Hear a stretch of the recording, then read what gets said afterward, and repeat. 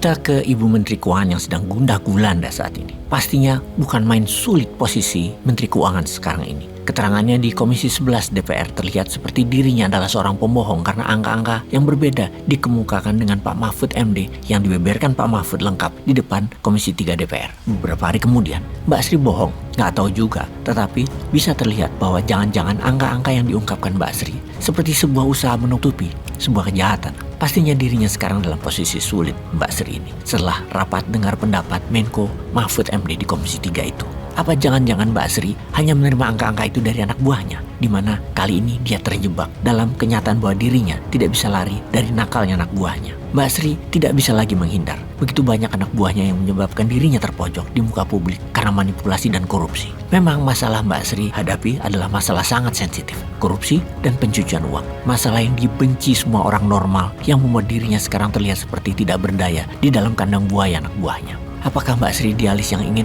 Menkyu bersih? Tidak tahu juga karena fakta yang terjadi saat ini adalah terbongkarnya pencucian uang yang sampai menumpuk begitu lama dan begitu besar. Ke pihak luar, dia menghadapi opini publik yang begitu kejam yang sulit dirinya untuk dapat mengelak, membantah, atau meluruskan. Ke dalam, dia harus menghadapi anak buah dengan perasaan jengkel yang memuncak tentunya. Forum Komisi 3 DPR dengan Menko Polhukam Rabu lalu benar-benar telah membuat posisi Sri Mulyani begitu sulit. Misalnya bagaimana dengan PD-nya Mbak Sri bilang di depan DPR bahwa transaksi mencurigakan yang menyangkut orang ke Menkyu hanya 3,5 triliun. Sedangkan Menko Mahfud dengan gamblang menyebutkan angkanya 30 triliun. Lengkap dengan bukti lagi. Lalu Mbak Sri mengatakan tidak pernah menerima surat dari PPATK. Sementara besoknya Menko Pak Mahfud menyebut surat itu ada tanda terimanya. Ayolah Mbak Sri, jangan berkilah lagi. Pilihan terbaik adalah menyelesaikan dengan segera. Jangan sampai terpukul telak lagi dengan sok tegas seperti Mbak Sri mengatakan sudah menindak pelaku pencucian uang tersebut. Diapain mereka? Mana? Kok nggak ada perkara hukumnya?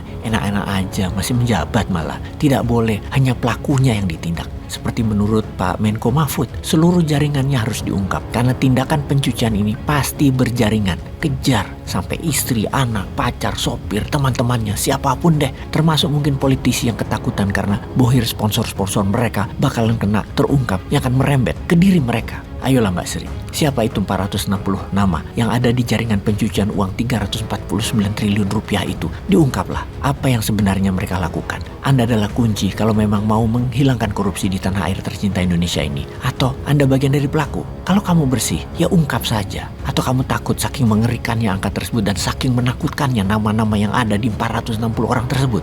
Ini adalah tindakan kriminal pencucian uang terbesar dalam sejarah dunia. Dan kamu takut ancaman mereka Mbak Sri? Jangan takut, kami sebagai rakyat pasti akan membela dan melindungimu selama kamu benar dan bersih. Kami akan menjadikan dirimu pahlawan anti korupsi dan pejuang pembersih money laundering yang sangat dahsyat jumlahnya yang hampir 20% dari APBN angkanya tersebut. Kami tunggu dan dukung keterbukaan tersebut. Jadi kapan Mbak?